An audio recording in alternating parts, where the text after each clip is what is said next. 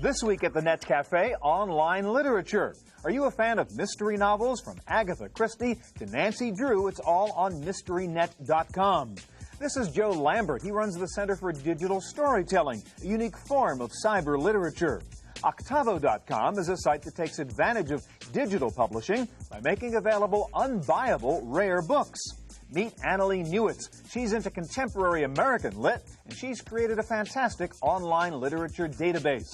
Fray is a zine that gives new writers a chance to get published on the internet, and the writing at Fray is good. Literature online this week at the Net Cafe. The Net Cafe is made possible in part by Cybersmith, wired for fun and learning, with locations in Cambridge, Massachusetts, Palo Alto, California, and White Plains, New York. By TechWeb, for up-to-the-minute technology news. And by TVA, Television Associates, bridging the worlds of computers and video with DVD authoring and MPEG encoding services. Hi, and welcome to the Net Cafe. Is the internet good for literature, reading? Is it bad for it? Does the internet compete with people's reading, or does it actually encourage reading? There's certainly a lot of writing, a lot of literature on the web, and there are new forms of writing on the web, one of them called digital storytelling. Andrew is with the co-director of the Center for Digital Storytelling.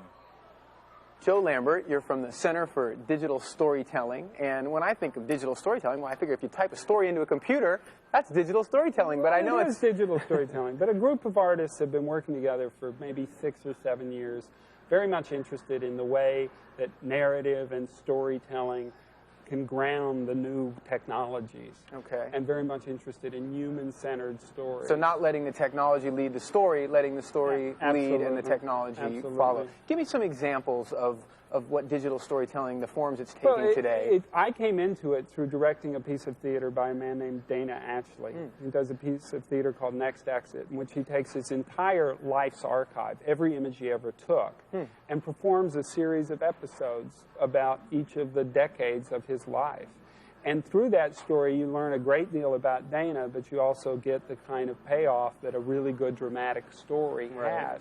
Right. And he has it completely controlled as a background interface run off a Micromedia Director. Wow. And he does an amazing job of acting just as a kind of plain-speaking storyteller in which the technology is completely transparent. Right. That's a really effective example of where we imagine the technology going in a live performance environment. Okay, so that's in a live performance. He was on a stage or somewhere with this running in the background. Now the web has entered into it. How do you combine digital storytelling in the web? Well, I mean, if you come to our site at storycenter.org, you can see a lot of different resources and artists that we link to who have done very interesting work. A couple of my favorites are abidonsbubby.com, which is a storytelling site based on the Yiddish tradition of grandma stories. I have an 86-year-old bubby of my own in New York. And another great site, I think, is the guy Scott McCloud, who wrote a book called Understanding Comics. And he's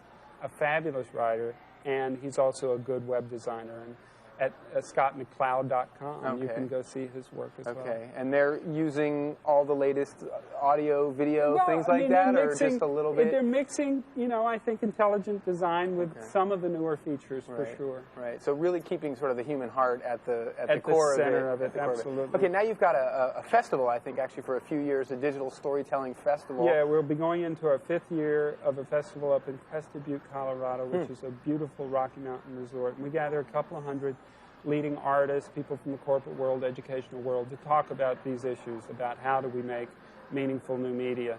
And if you visit that site all year long, you can see stories that have been created during each of the festivals. So you don't have to go to Crested Butte. No, but you can also tune in during the festival and get a full roundup of what we're doing there. Right. Okay, now you mentioned corporate folks go to this as well as artists, and that sounds like an interesting sort of mix.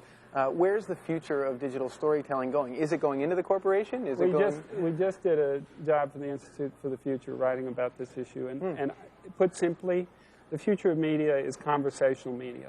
It's people using media to extend conversations just like this, so that I could point to a little website or a piece of video that I created to make my point, to finish my point. and that I would have an entire memory box Right. filled with these artifacts Right. that I could use as part of both my professional and personal. So you're saying that this will extend into, you're right, the professional life as Absolutely. well I as, think as well we'll as your live personal with life. these entire portfolios Wow. that we carry around in our back pocket. Well, I'll be interested to see what we're all going to be carrying around at that point. So. Well, we'll see. For URLs of today's featured websites, just go to the NetCafe site at cmptv.com. The mystery novel is one of the great and enduring forms of literature, forms of fiction. No surprise, then, there are tons of websites dealing with mysteries, and one of the best ones we found is called MysteryNet.com. Andrew is with the site's producer. Steve Schaefer, you're from MysteryNet, and I have to admit that I am a complete mystery fan. I love to go on an airplane and just engross myself in a novel. You guys got a really comprehensive site, and I'm assuming that's because there's a pretty big audience out there for mysteries. How big would you estimate the mystery-loving audience is? You know, we get that question a lot. I'd say anywhere from 10 to 20% of the population likes mysteries. Wow. It's the #1 type of genre fiction. It's in the top 3 for games or puzzles. It's in the top 3 for TV shows and movies. Always in the bestseller list. As soon as the big ones come out, they seem to go right to the absolutely to the top of the chart. And a lot of that is being driven by the mainstream audience. It's not necessarily the people who read a mystery every day or 2 mysteries a day. It's the people who read them when they go on a trip or read them when they go on an airplane. Right. Something strange about how people love to read about someone else's demise in a mysterious fashion when on vacation, for instance. Well, a big part of it is at the end, you know, everything's going to be settled and solved, and that's almost the opposite of life. Right.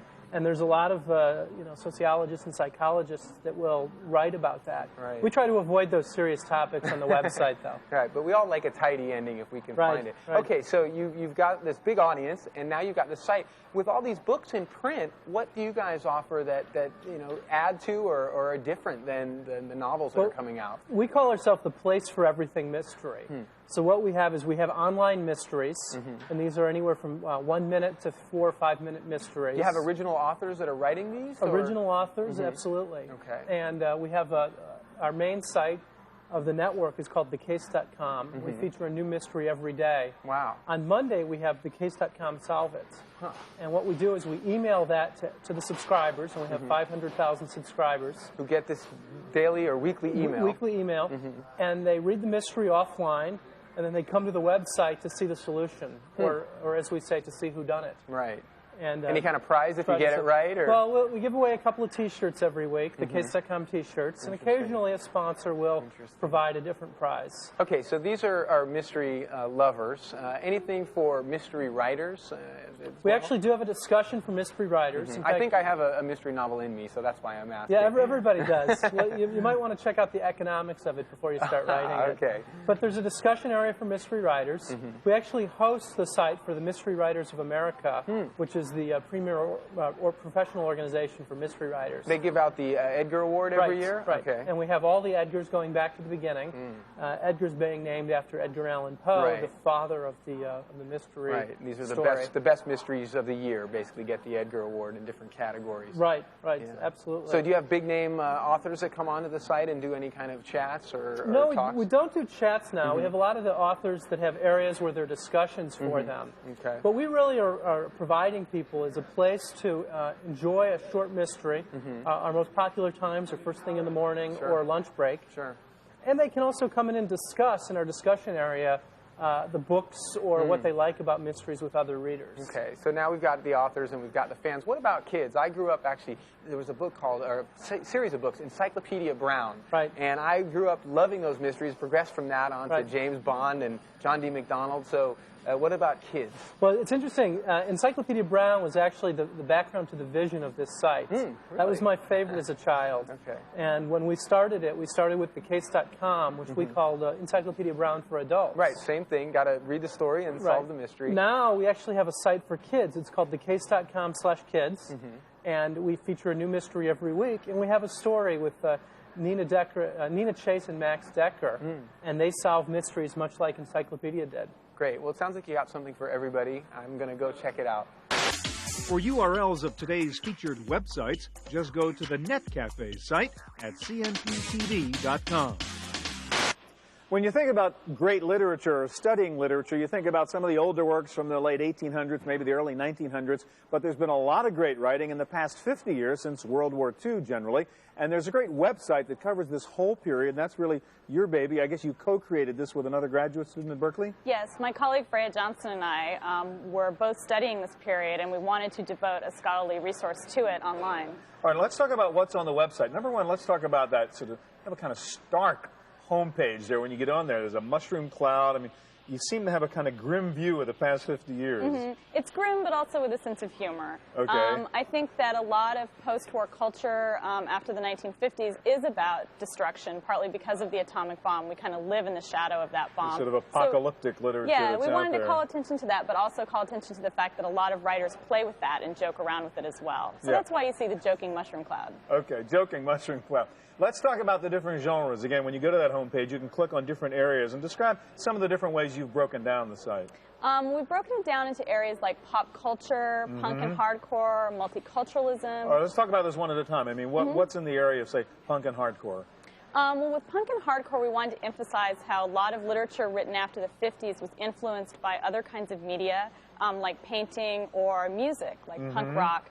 Punk rock was the beginning of the DIY, or do-it-yourself aesthetic movement. And So a lot don't of necessarily literature, follow the rules that guys before you established. right. A lot of the idea is to say, you know, screw Right. big corporations. We're going to do our own thing and have our Right. own voices. And a lot of literature in the 70s and 80s was really influenced Now by you that have a idea. Gen X genre also. Is that a similar feel? It's similar, and it sort of refers to a generation of writers who came of age in the 70s and 80s. Right. And other ones, you have feminist area, feminism, multiculturalism, And what queer else? studies. Uh-huh. And these are all basically devoted to the idea that identity politics and identity are crucial to how people are writing after the 50s. So it's really more than just literature, isn't it? I mean, you're really looking at the study of society during this period and how it interacts with literature? Absolutely. I mean, that was our point with doing the database and calling attention to culture and how culture and society influence what people do in their writing. We didn't actually mention the name of this site, and it's kind of complicated, so I'll ask you to say. What do you call this site? It's the Post-World War II Literature and Culture Database. All right. Now, you also have a terrific bibliography in there. How extensive is that? It's fairly extensive. It's secondary sources, which means Okay. it's books about books. Right. And you can add to it. Anybody who comes to the site and wants to can actually add their own resources to it. And we're hoping that students and scholars will keep adding Yeah. onto it as the years go by. So basically, the whole site is a database, right? I mean, you're not creating a lot of original writing right there, are you? No, we're not. We have a few short pieces that Freya and I wrote about the genres. And Okay. then all of the rest of it is URLs and also the bibliography. Well, but you have dissertations. You have a dissertation section, That's which true. is really cool if you're a graduate student. You get in there and read your dissertation, for example, which I went in and looked at, which has this intriguing title, sort of along the theme you were talking about. What's it? When We Pretend That We're Dead. This is what you wrote your PhD thesis on. Yes, it's which on- means what? It's about representations of monsters and psychopaths in American pop culture, and I tie that into representations of the economy. So I'm kind of drawing a connection between scary, violent movies and the way people respond to financial conditions. So it's a kind of violence, Monsters money and connection. money. Yeah, monsters and money. Interesting combination. How did you pay to get this thing going? Did you do this on your own, or the university support it? The English department at UC Berkeley helped us get a grant called the McInerney Grant, which allowed us to spend basically the whole summer just researching and creating the database. Yeah.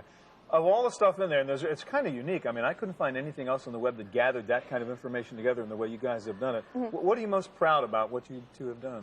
Well, the thing we were most proud about, I think, was being able to get all these genres together and describe them, and particularly finding stuff related to multiculturalism, because You don't find a lot of that out you there, don't. I mean, as a lot of people have pointed out, the web is very white, Yeah. and it's changing, and I think things are changing even now, but I think it's really important that scholars be aware that they need a lot more multicultural Fascinating sites collection out there. of stuff. You guys did a great job. Thank you, Annalee. Thanks.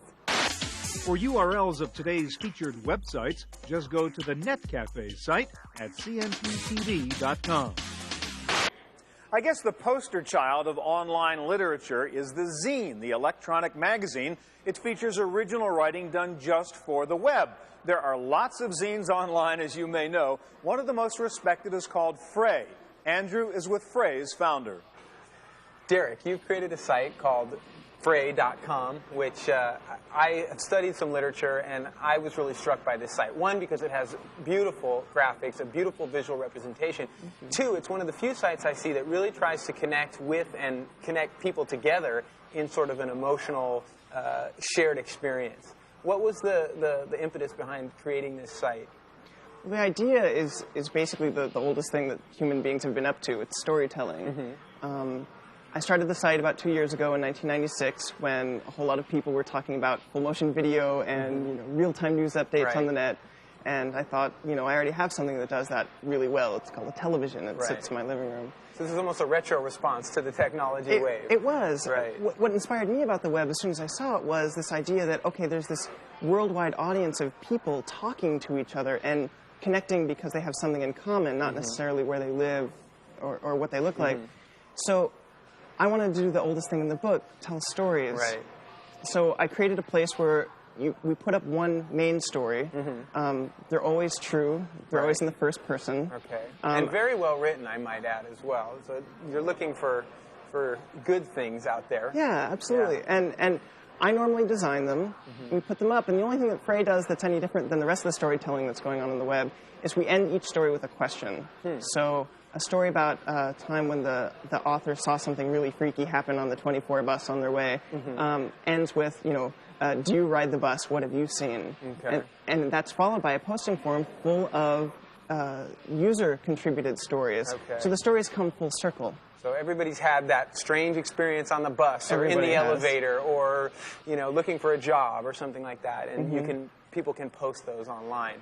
We have memoirs of your favorite bed, past jobs, strange experiences, times when you felt sad, felt happy. Right. You've actually got it divided up into a few sections there. What are the key topics? There are 4 sections, and they're meant to be taken loosely. There's hope, work, criminal, and drugs. And they're not necessarily what their names denote. Right. Criminal are stories about when the author has had a loss of hope. Hope comes from the Emily Dickinson quote, is the thing with feathers, and that can be interpreted any way you want. Any way, yeah. Criminal are stories about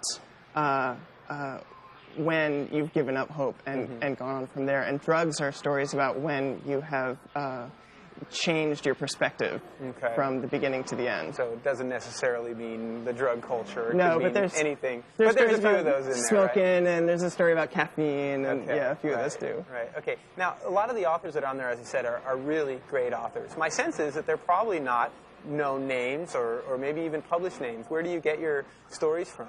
Well, they're not published in the print world, but they are published in the online world. Okay.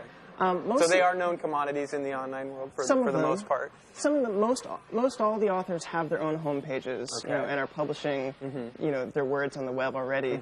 And then they write something that seems Fray-like, and they send it to me. I've got the submission guidelines up on the site. They're very simple. It's got to be honest. It's got to be in the first person. It's got to be true. And it's got to be under 1,000 words. And that last one's the only one I'll fudge on. Right. Well, great. Well, when I need a little dose of human reality on the web, I often go to Fray.com. So great. Thank you. For URLs of today's featured websites, just go to the NetCafe site at cmptv.com. One of the great things about digital literature is it can make available to us rare books that we could literally never get our hands on in the physical world because they're too rare. Fortunately, there is a publisher specializing in digitizing these rare books, and that's what you guys at Octavo are doing, and octavo.com is your website. Tell us, what's the basic idea behind this? What kinds of books? I mean, what is a rare book?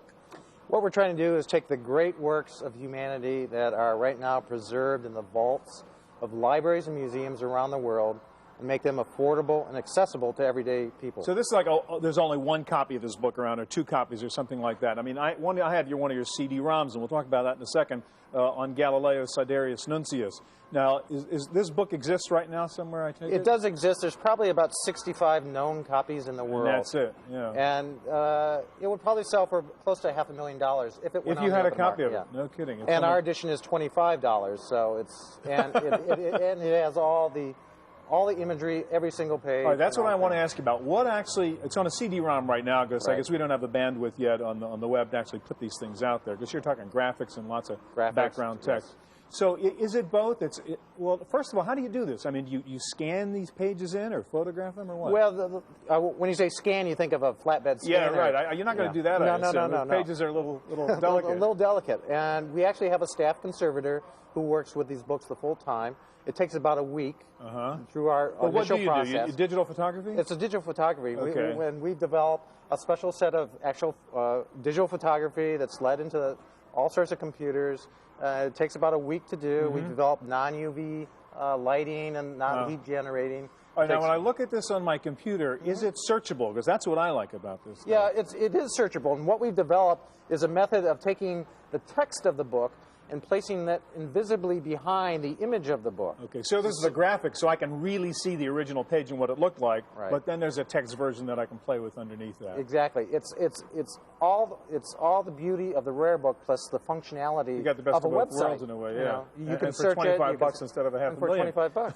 Now, what goes on the website? As you say, we don't have the bandwidth yet to actually be able to do this stuff on the web. But if I go to Octavo.com, is it sort of like an Amazon for book collectors? It is, but we also go into other detail. We give background information, bibliographic information. We have lots of downloadable samples so that we can download one or two pages of it rather than the whole book. But can I actually buy this stuff by going onto the website? Yes, it's fast, it's easy, and it's directly from Octavo's website. Now, if I would get a book like this in the real world, you say these are very expensive. Some of these are hidden somewhere in the world. Is there a market for these things on the web, too? There is. There's very much and I think the antiquarian booksellers have taken a hold of the web very judiciously, and they actually sell them through several websites, such as American Book Exchange and Bibliosity. You can actually do rare book searches on the internet. So theoretically, if I wanted to buy or sell a rare book, not a $500,000 one, presumably you could do that on the net. Right. Do you have links at your website to that kind of stuff? Oh, we have a few links to that. Okay. We don't actively support it, but... Now, you're a book guy, you're a publisher guy. I mean, there's something about that tactile experience of a book which doesn't quite feel the same when you stick a CD-ROM and you read some computer screen. Are we ever going to get around that uncomfortableness of digital literature? I think it's more of a cultural thing as new generations grow up. That's the way they were raised. That's the way they're raised. And you see school children now, it's more real if it's on the screen than a musty old book in a library. It just has there's just no excitement to them whatsoever. How far are we away from actually being able to do this stuff on the web and look at some of your rare books? We're probably about 2 or 3 years. We'll be able to stream it over the web. And the question is, the motto is, do you charge for every page? Do you charge for the book? That ancient business model question. You're talking Copernicus and Galileo. I mean, how many people are really into this stuff? There is quite a lot. We're selling very briskly on our website. Oh, that's great. 25% of our sales are sales to Europe without any advertiser marketing. That's fantastic. So it's a worldwide phenomenon. Octavo.com. Octavo.com. Thanks a lot. For URLs of today's featured websites, just go to the NetCafe site at cmptv.com. So, literature online, our topic. Larry Maggot, our expert as usual, a syndicated columnist with the LA Times. Larry, what do you think? Is the next generation going to get really comfortable with reading LCD screens or CRT screens and paper books are on the way out? We might have to for economic reasons. I mean, if paper gets expensive and LCDs get cheap, there may be an economic incentive. And but what about the whole psychological thing? I mean, a book has a kind of emotional value to it. Our generation has problems with it. I'm not sure the kids are going to have problems. My kid's been carrying around a little Game Boy all his life. Yeah. And I don't know if it's a big jump for him to start reading on screen. Better than playing games on screen. I know personally I'm a little uncomfortable with it. But again, if it can deliver an economic value, if they can get it to the point where it's affordable, if you lose it, it's not a big deal. Now, what about the concept of publishing literature on the web? I mean, that sort of solves the publishing roadblock for a lot of writers, doesn't it? I'm really excited about that. The idea that somebody can go in there and write and publish, and who knows, we may discover the next Hemingway or the great unknown poet. People want to express themselves, and if you look at the web, the most successful sites are the ones that allow for community. And what's a better community than writing? Now, what about the community style of writing, the sort of digital storytelling? We're going to look back one day and think that old-fashioned linear story, Charles Dickens' Moby Dick was sort of a primitive way of telling a story? Well, every medium creates its own kind of message and its own kind of literature. And this medium, again, as you say, it brings a non-linear kind of way of writing. And we'll just have to get used to that and see what emerges. There's a lot of young people who are going to define this for us. It's an interesting future. Absolutely. Larry, thanks a lot. That's it for the Net Cafe. Hope we'll see you here next time. The Net Cafe is made possible in part by Cybersmith, wired for fun and learning, with locations in Cambridge, Massachusetts, Palo Alto, California, and White Plains, New York. By TechWeb, for up-to-the-minute technology news. And by TVA, Television Associates, bridging the worlds of computers and video with DVD authoring and MPEG encoding services. To purchase a videotape copy of today's program, call toll-free 1-888-310-7850. Please specify the show number and the topic.